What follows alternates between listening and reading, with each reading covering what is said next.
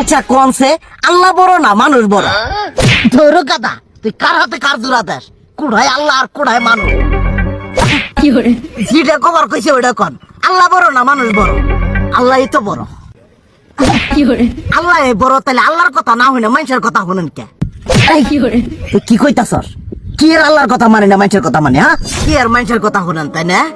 আমনে যে ওইদিনকে ডায়াবেটিসের রোগ নিয়ে হাসপাতালে গেলেন, ডাক্তার আপনারা কত কিছু খাবার না করলো, সব কিছু না খাই এখন চলতেছেন।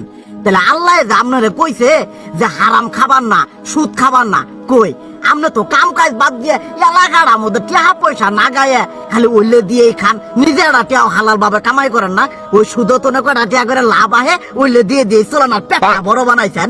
শুনেন একটা কথা কই, হারামের কোনোদিন আরাম নাই।